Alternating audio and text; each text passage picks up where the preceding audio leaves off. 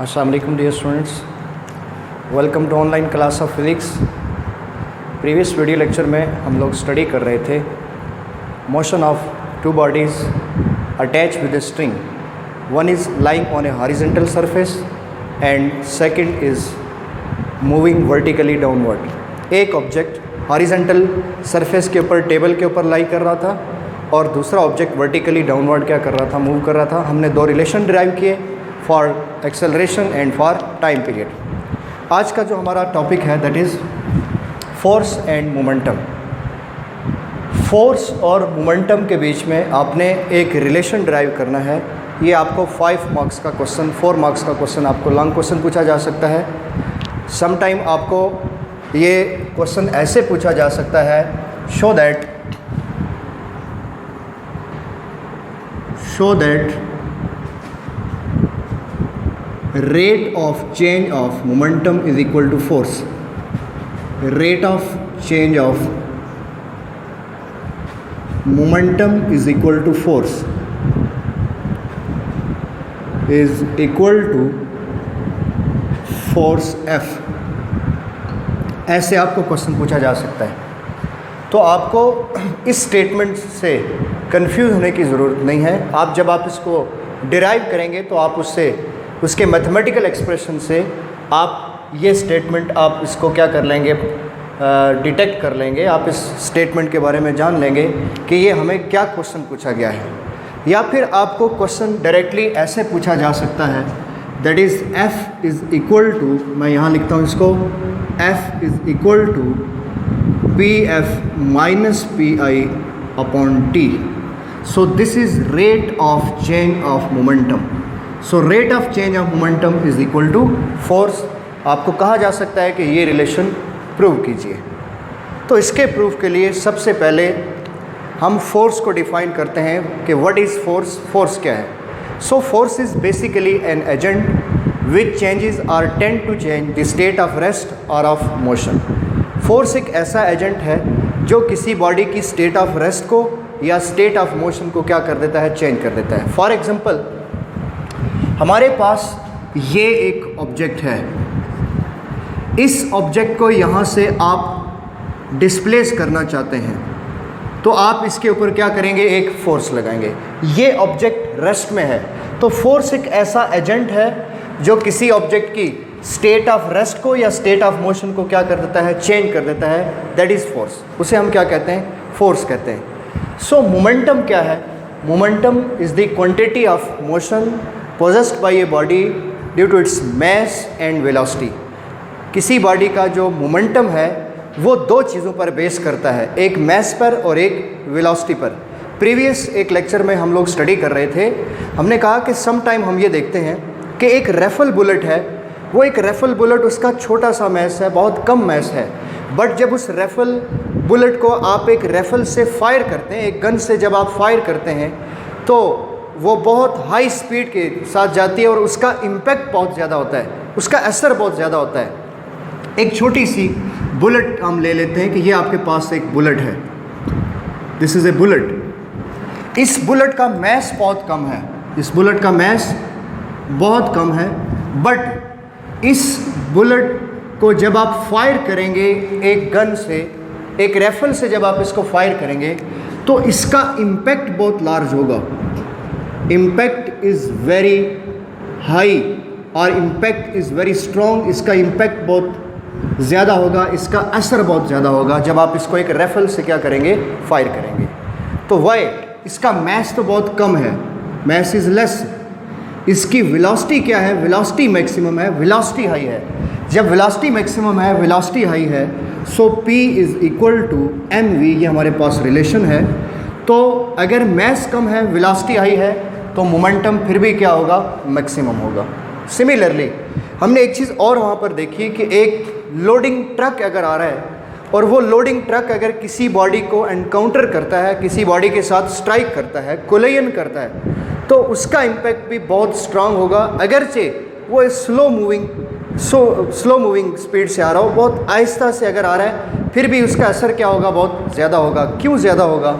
इसलिए ज़्यादा होगा कि यहाँ हमने कहा कि फॉर ए रेफल बुलेट यहाँ पर वेलोसिटी क्या है, हाई है, और यहाँ मैस क्या है, मैस इसका बहुत स्मॉल है, कम है।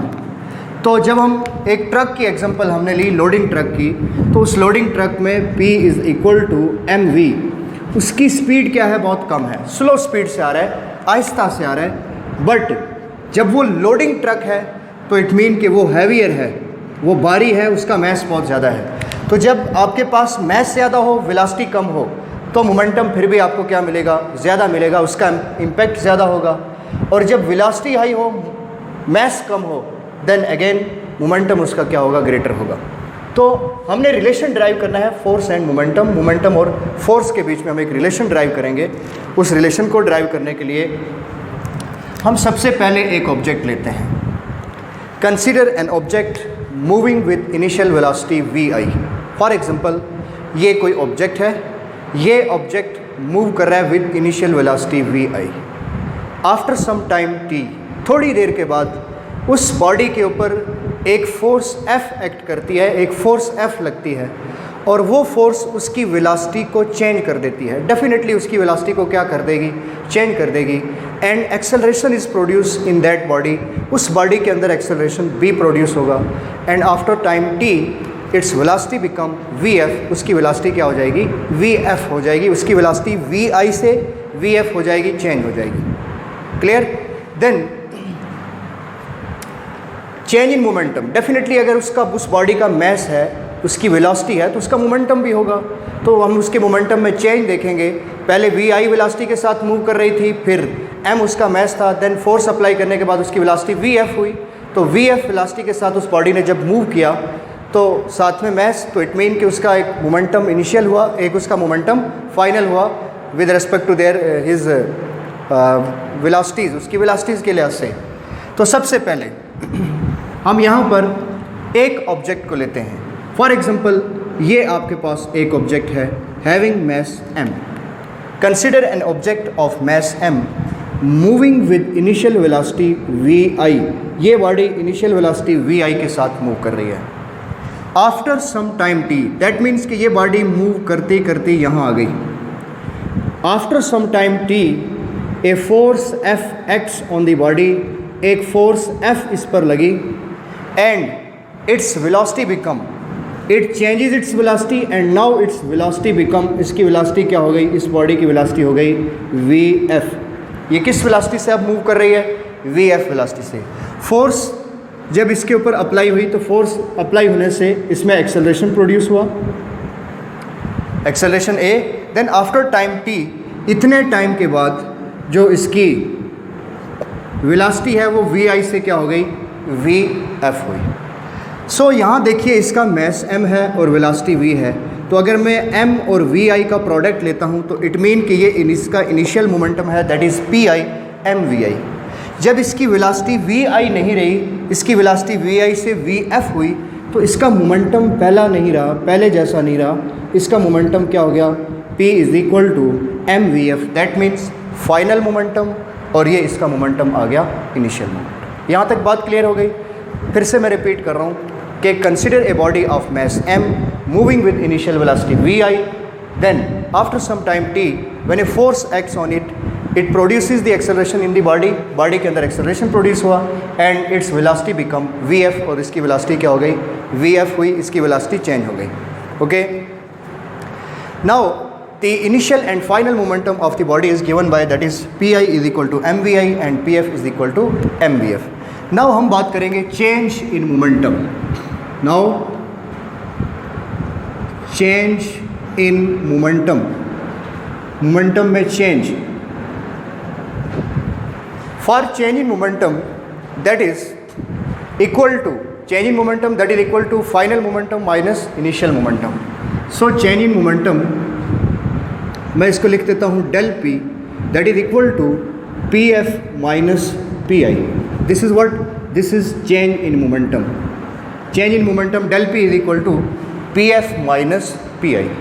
सो इसी डेल पी की जगह हम ऐसे लिख सकते हैं P F minus P I, that is equal to, ये जो आपके पास पी एफ है ये बेसिकली मोमेंटम है, इनिशियल मोमेंटम, फाइनल मोमेंटम है, तो इसको हम लिख सकते हैं M V F minus mvi।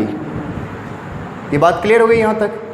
अब हम बात करेंगे now rate of change of momentum, rate of change of momentum. So rate of change of momentum that is pf minus pi upon t that is equal to mvf minus mvi upon t। Both side हमने t से divide कर दिया, so that is rate of change of momentum. So rate of change of momentum आपको मिल गया। इसमें से हम m कॉमन उठा सकते हैं। जब हम m कॉमन उठाएंगे तो हम इसको लिख सकते हैं pf minus pi upon t that is equal to m into, हम इसको लिख सकते हैं vf minus vi upon t, हम इसको ऐसे लिख देते हैं। ये जो टर्म आपको नज़र आ रही है vf minus vi that is acceleration, that is rate of change of velocity. So the rate of change of velocity is known as acceleration. So हम इसको लिख सकते हैं pf minus pi upon t equal to m into, इसको हम लिख सकते हैं a, so you can write it as ma। Right side के ऊपर देखिए आप, तो आपको मिलता है ma। ये हम क्यों बना रहे हैं? हमने ये चीज़ प्रूव करनी है f is equal to pf minus pi upon t, show that rate of change of momentum is equal to force, show that rate of change of momentum is equal to force. तो ma क्या है? ma basically force है।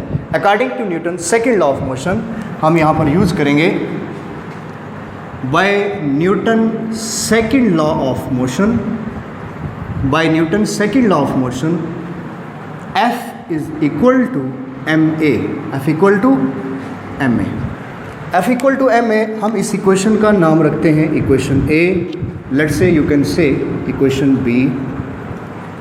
क्या हम equation a और equation b को compare कर सकते हैं? Answer is yes, because right side पर ma, यहाँ राइट साइड पर ma।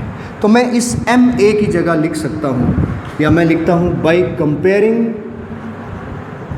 Equation a and b।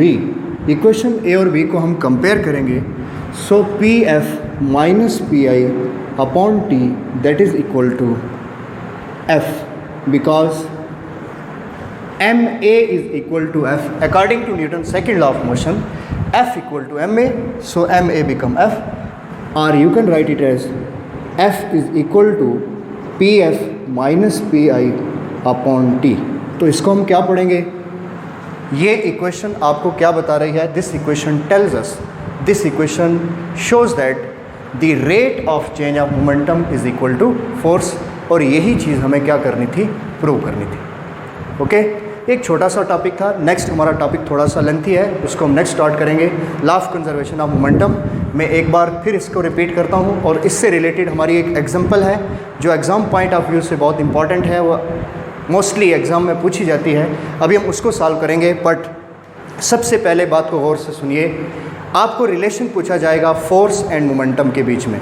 आपको क्वेश्चन ऐसे पूछा जा सकता है, show that rate of change of momentum is equal to force, और आपको ऐसे पूछा जा सकता है, prove that P F minus P I upon T that is equal to F. इस चीज़ को आपको प्रूफ करने को कहा जा सकता है कि इस रिलेशन को प्रूव कीजिए। तो सबसे पहले आपको फोर्स का पता होना चाहिए कि फोर्स क्या है। सेकेंडली मोमेंटम क्या है, ठीक। मोमेंटम कौन सी दो क्वांटिटी पर बेस करता है? एक मैस और एक वेलोसिटी पर बेस करता है। क्लियर होगी बात? तो सबसे पहले हम एक ऑब्जेक्ट लेते हैं, हम एक बॉडी लेते हैं। Consider a body of mass m moving with initial velocity vi after some time t when a force f acts on it, जब उसके ऊपर एक फोर्स f लगती है, then it produces the acceleration in the body, उस body के अंदर acceleration produce होगा, and its velocity changes from vi to vf, इसकी वेलोसिटी vi से क्या हो जाएगी? vf हो जाएगी। क्लियर होगी बात? अब अगर जब तक फोर्स नहीं लगी इस पर, तो फोर्स लगने से पहले उसकी वेलोसिटी क्या थी? vi थी, उसका मैस भी था m। तो इस वेलोसिटी की बिहाफ पे हम कहते हैं कि इसका जो मोमेंटम है, उस मोमेंटम को हम कहते हैं initial momentum, that is P I is equal to M we I. Force act करने के बाद फोर्स जब एग्जर्ट हुई तो उसकी वेलोसिटी हुई वी एफ। तो mvf दैट मीन्स इसका फाइनल मोमेंटम है। वेलोसिटी चेंज हुई तो मोमेंटम चेंज हुआ, जब मोमेंटम चेंज हुआ तो इसको हमने मार्क किया दैट इज़ फाइनल मोमेंटम। हम बात करते हैं change in momentum. So change in momentum that is del P is equal to P F minus P I. Left side पे मैंने यही चीज़ डेल पी की जगह यही चीज़ लिखती, राइट साइड पे पी एफ के लिए मैंने लिखा एम वी एफ और पी आई की जगह आपने लिख दिया एम वी आई। क्लियर हो गई बात। Now rate of change of momentum हमने बोथ साइड टी से डिवाइड कर दिया, लेफ्ट साइड पर भी राइट साइड पर भी, तो ये आपके पास बन गया p F minus P I upon t is equal to M V F minus M we I upon T. So यहाँ से m कॉमन ले लिया हमने और हमारे पास एक फैक्टर बचा v F minus we I upon t and which tells us the rate of change of velocity is known as acceleration. So यहाँ पर m इंटू ए, ये आपके पास राइट साइड पर बन गई इक्वेशन के राइट साइड पर आपको एम ए मिल गया। Then according to Newton second law of motion F equal to M A, so comparing A and B we get F is equal to PF minus PI upon T. So this equation shows that rate of change of momentum is equal to force. Clear? Next एक छोटी सी example है, हम उसको solve करेंगे अभी। So example है हमारे पास a body of mass 5 kg moves with initial velocity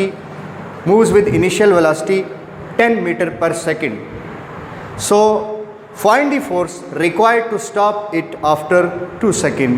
2 second के बाद आपने उस बॉडी को रोकना है, तो आपको उस बॉडी को रोकने के लिए कितनी फोर्स रिक्वायर है, कितनी फोर्स आपको चाहिए। फॉर एग्जांपल मैं फिर से एक ऑब्जेक्ट लेता हूँ, ये आपके पास एक ऑब्जेक्ट हैविंग मैस m और इसका मैस m कितना है, दैट इज़ 5 kg इसका मैस आ गया।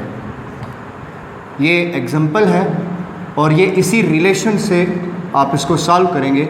सो गिवन डाटा हमारे पास है कि a body of mass 5 kg moves with initial velocity 10 metre per second. Find the force to stop it after 2 second. ये बॉडी मूव तो कर रही है ऐसे, अब ये बॉडी यहाँ पहुँच गई, तो इट मीन कि आपको यहाँ से अपोजिट डायरेक्शन में आप इसको फोर्स लगाकर आप इस बॉडी को रोकेंगे। ठीक, जब रोकेंगे तो इसकी वेलोसिटी जो फाइनल होगी दैट बिकम ज़ीरो, इसकी फाइनल वेलोसिटी क्या हो जाएगी, ज़ीरो हो जाएगी। So V F is equal to zero. अब ये बॉडी कितनी देर तक चलेगी, ये बात आपको बताई गई कि यहाँ से इस बॉडी ने चलना स्टार्ट किया, यहाँ आपने फोर्स अप्लाई की, आपने इसको स्टॉप कर दिया, तो इसको टाइम लगा 2 सेकेंड। तो हम यहाँ पर टाइम नोट कर लेते हैं, that is 2 second. Find the force to stop it after 2 second. इस बॉडी को आपने रोकना है, आपने स्टॉप करना है फोर्स लगाकर 2 सेकेंड के बाद। तो बेसिक ये रिलेशन जो अभी हमने ड्राइव किया इसको यूज़ करें आप, as F is equal to P F minus P I upon T. So what is P F? तो पी एफ को हम लिखते हैं F is equal to M V F minus M we I upon T. m को common ले लें, आप बाहर ले लें, m into V F minus we I upon T. So value substitute कर दें आप। m की वैल्यू आपको गिवन है 5, वी एफ की वैल्यू 0। क्यों 0 है? इसलिए 0 है कि इस बॉडी को जब आप फोर्स लगाएंगे तो वो बॉडी स्टॉप हो जाएगी, रुक जाएगी, उसकी velocity 0। So f is equal to 5 kg minus 0 minus that is 10 meter per second upon t, that is 2 seconds. So 5 kg into minus 10 meter per second upon 2 seconds. So 10 5s are 50 and kg meter per second upon 2 seconds. So this becomes साथ में minus 25, ये आपके पास आ जाएगा newton. So F is equal to -25 newton. इतनी force आपको required है कि आप इतनी फोर्स लगाएंगे तो आप इस बॉडी को क्या कर पाएंगे, रोक पाएंगे। क्लियर? नेक्स्ट हम स्टडी करेंगे law of conservation of momentum, और law of conservation of momentum में हम उसके इनिशियल मोमेंटम को, उसके केसेस स्टडी करेंगे, बिफोर कोलाइन, आफ्टर कोलाइन, उसकी हम कुछ एग्जांपल स्टडी करेंगे, और उसके बाद नेक्स्ट हम बाकी टॉपिक को स्टडी करेंगे, फ्रिक्शन को एंड सो ऑन। सो तब तक अपना बहुत सारा ख्याल रखिएगा। अल्लाह हाफ़िज़।